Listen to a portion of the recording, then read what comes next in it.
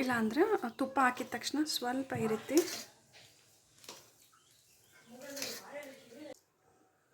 ನಮಸ್ತೆ, T R P Indian ಕಿಚನ್ಗೆ ಸ್ವಾಗತ. ಇವತ್ತು ತುಂಬಾ ಸಿಂಪಲ್ಲಾಗಿ ಬೇಗ ಆಗೋ ಅಂಥ ಕೇಸರಿ ಬಾತ್ ಚಿರೋಟಿ ರವೆನಲ್ಲಿ ಯಾವ ರೀತಿ ಮಾಡ್ಕೋಬೋದು ಅಂತ ಹೇಳಿ ತಿಳಿಸ್ಕೊಡ್ತೇನೆ. ನಾವು ಹೋಟೆಲ್ಗಳಲ್ಲೆಲ್ಲ ತಿಂತೀವಲ್ಲ, ಅದೇ ಸೇಮ್ ಕೇಸರಿ ಬಾತು ನೀವು ಮನೆಯಲ್ಲೇ ಮಾಡ್ಕೋಬೋದು. ಹಾಗೆ ತುಂಬ ಸುಲಭ ವಿಧಾನದಲ್ಲಿ ಅದು ಯಾವ ರೀತಿ ಮಾಡೋದು ಹೇಗೆ ಅಂತ ಹೇಳಿ ನೋಡೋಣ ಬನ್ನಿ. ಮೊದಲಿಗೆ ಸ್ವಲ್ಪ ತುಪ್ಪ ಹಾಕೊಂಬಿಡೋಣ.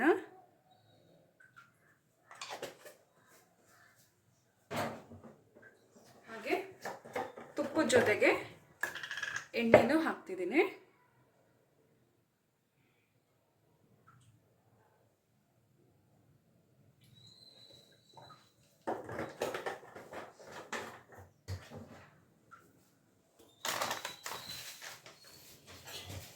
ಹಾಗೆ ಈ ಬಟ್ಲಲ್ಲಿ ನಾನು 3 ಬಟ್ಲಾಗುವಷ್ಟು ಚಿರೋಟಿ ರವೆಗಳನ್ನ ಹಾಕ್ಕೊತೀನಿ.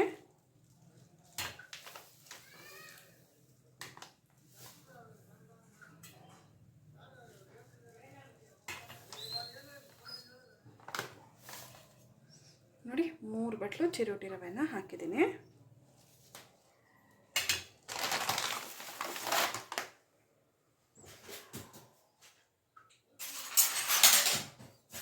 ಚೆನ್ನಾಗಿ ಹುರ್ಕೊಂಬಿಡೋಣ.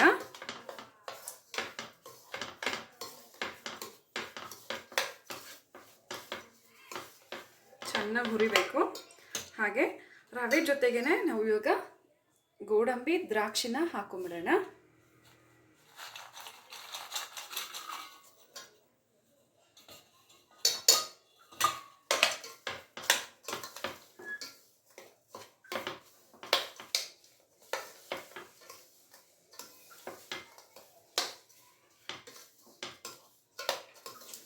ಚೆನ್ನಾಗಿ ಹುರ್ಕೊಂಬಿಡೋಣ. ಆಗಲೇ ಕೇಸರಿ ಬಾತು ಚೆನ್ನಾಗಿ ಬರೋದು, ಇಲ್ಲಾಂದರೆ ಚೆನ್ನಾಗಿರೋದಿಲ್ಲ. ರವೆ ಎಷ್ಟು ಹುರಿತೀವೋ ಅಷ್ಟು ನಿಮಗೆ ಕೇಸರಿ ಬಾತು ಟೇಸ್ಟ್ ಆಗಿರುತ್ತೆ.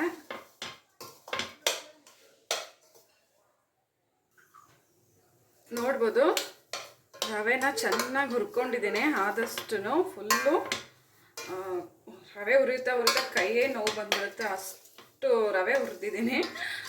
ಎಷ್ಟು ನಾವು ರವೆನ ಹುರಿತೀವೋ ಅಷ್ಟು ಕೇಸರಿ ಬಾತ್ ಚೆನ್ನಾಗಿ ಬರುತ್ತೆ ಅಷ್ಟೇ, ಬೇರೆ ಇನ್ನೇನಿಲ್ಲ. ನೋಡಿ, ಚೆನ್ನಾಗಿ ರವೆನ ಕಡಿಮೆ ಫ್ಲೇಮ್ನಲ್ಲಿಟ್ಟು ಹುರ್ಕೋಬೇಕು, ಇಲ್ಲಾಂದರೆ ತಳ ಹಿಡಿದ್ಬಿಡುತ್ತೆ. ಸ್ವಲ್ಪ ಹೊತ್ತು ನಾವು ಈ ಸ್ಪೂನಿಗೆ ರೆಸ್ಟ್ ಕೊಡಬಾರ್ದು, ಹುರಿತಾನೇ ಇರಬೇಕು. ಈ ರೀತಿ ಮಿಕ್ಸ್ ಮಾಡ್ತಾನೇ ಇರಬೇಕು. ನೋಡಿ, ಒಂದು ಸ್ವಲ್ಪನೂ ತಳ ಹಿಡಿದಿಲ್ಲ. ತಳ ಹಿಡಿತಂದರೆ ಕೇಸರಿ ಬಾತು ಸ್ಮೆಲ್ ಬಂದುಬಿಡುತ್ತೆ. ಹಾಗಾಗಿ ಓಕೆನಾ. ನಾವಿವಾಗ ನಾನು ತೋರಿಸಿದ ಬಟ್ಲಲ್ಲಿ 3 ಬಟ್ಲು ನಾನು ರವೆ ಹಾಕಿದ್ದೀನಲ್ಲ, ಈಗ 6 ಬಟ್ಲು ನೀರನ್ನ ಬಿಸಿ ಮಾಡ್ಕೋಬೇಕು. ಈಗ ನೀರನ್ನ ಬಿಸಿಗಿಟ್ಟಿದ್ದೀನಿ. ಇವಾಗ ಅದನ್ನು ಇದರಲ್ಲಿ ಹಾಕ್ಕೊಂಬಿಡೋಣ.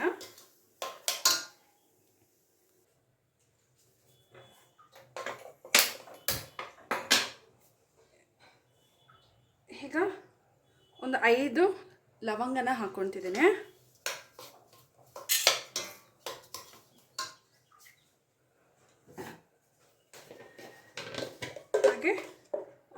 ಫುಡ್ ಕಲರ್ ಬೇಕಾದ್ರೆ ಫುಡ್ ಕಲರ್ ಹಾಕ್ಕೊಳ್ಳಿ, ಯಾವ ಕಲರ್ ಬೇಕೋ ಅದು. ನಾನು ಸ್ವಲ್ಪ ಅರಿಶಿನ ಪುಡಿನೇ ಹಾಕ್ಕೊತಿದ್ದೀನಿ ಸ್ವಲ್ಪ.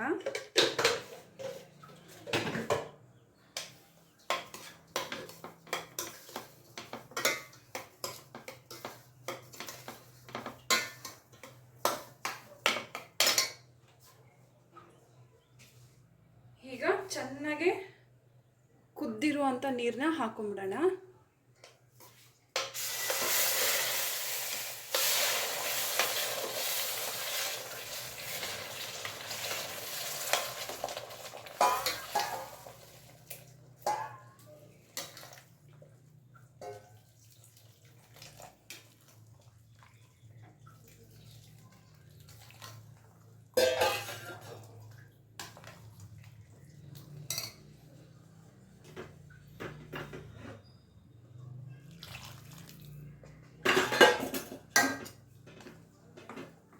ಚೆನ್ನಾಗಿ ನೀರು ಕುದಿಸಿ ಹಾಕಿ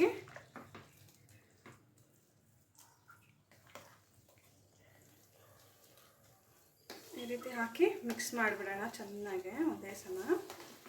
ಆಗ ಗಂಟು ಕಟ್ಟಲ್ಲ.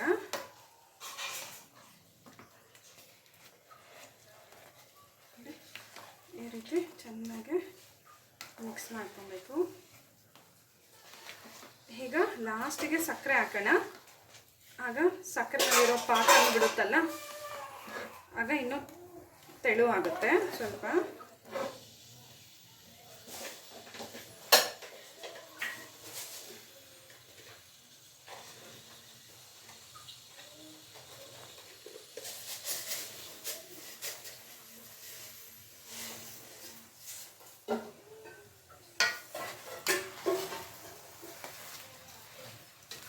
ನೋಡಿ ಸಕ್ಕರೆ ಹಾಕಾಯಿತು.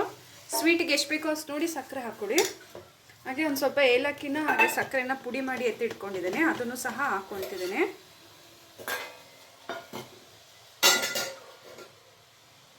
ಘಮ ಚೆನ್ನಾಗಿರುತ್ತೆ ಹಾಕಿದ ತಕ್ಷಣವೇ.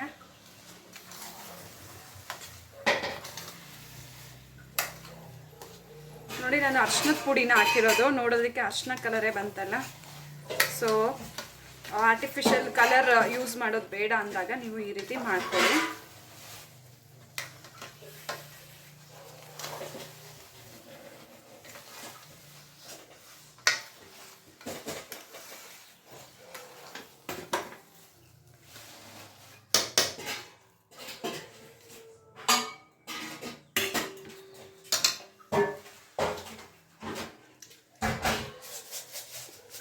ಸ್ವೀಟ್ ಒಂದು ಸ್ವಲ್ಪ ಕಮ್ಮಿ ಅನಿಸ್ತು, ಅದಕ್ಕೆ ನಾನು ಇನ್ನೊಂದು ಸ್ವಲ್ಪ ಸಕ್ಕರೆನ ಹಾಕ್ಕೊಳ್ತಾ ಇದ್ದೀನಿ. ಸಕ್ಕರೆನೂ ಸಮ ಪ್ರಮಾಣದಲ್ಲಿ ಹೇಳೋದಾದರೆ 3 ಬಟ್ಲು ರವೆಗೆ ನೀವು ಒಂದು 5 ಬಟ್ಲು ಆದರೂ ಸಕ್ಕರೆ ಹಾಕ್ಕೊಂಡಾಗ ಚೆನ್ನಾಗಿರುತ್ತೆ ಸ್ವೀಟ್. ನಿಮ್ಗೆ ಅದಕ್ಕೆ ನಾನು ಹೇಳೋದು, ಸ್ವೀಟ್ ಎಷ್ಟು ಬೇಕು ಅಷ್ಟು ನೀವು ನೋಡಿ ಹಾಕ್ಕೊಳ್ಳಿ.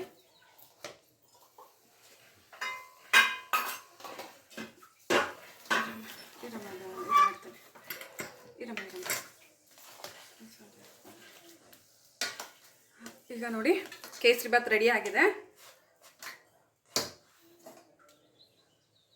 ಈಗ ನಾನು ಸ್ಟವ್ನ ಆಫ್ ಮಾಡ್ಕೊತೀನಿ, ಅಷ್ಟೇ ರೆಡಿ ಆಗಿದೆ ಈಗ ನಾವು ಕೇಸರಿ ಬಾತು.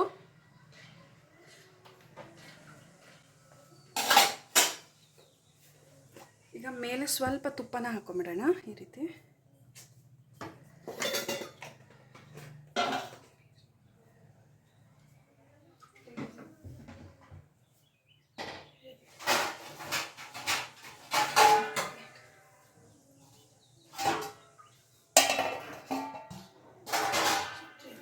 ತುಪ್ಪ ಹಾಕಿ ಈ ರೀತಿ ಮುಚ್ಚಿಟ್ಬಿಡಿ. ಇಲ್ಲಾಂದರೆ ತುಪ್ಪ ಹಾಕಿದ ತಕ್ಷಣ ಸ್ವಲ್ಪ ಈ ರೀತಿ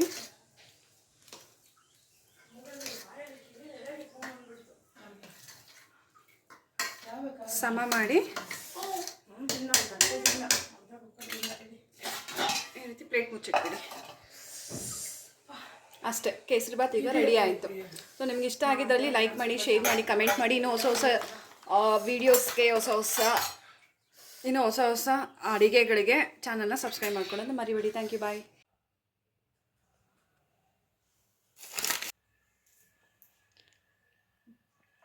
ನೋಡ್ಬೋದು ಕೇಸರಿ ಬಾತ್ ರೆಡಿ ಆಗಿದೆ.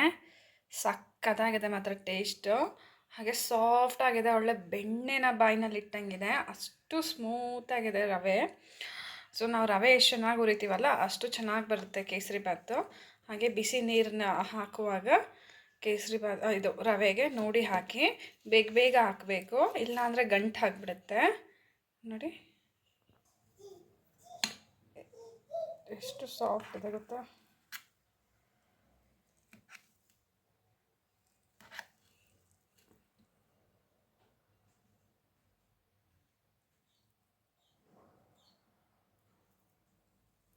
ನೋಡಿದ್ರೆ ಇಲ್ಲಿ ನೋಡಿ ಎಷ್ಟು ಸಾಫ್ಟ್ ಇದೆ ಅಂತ ಇದೆ.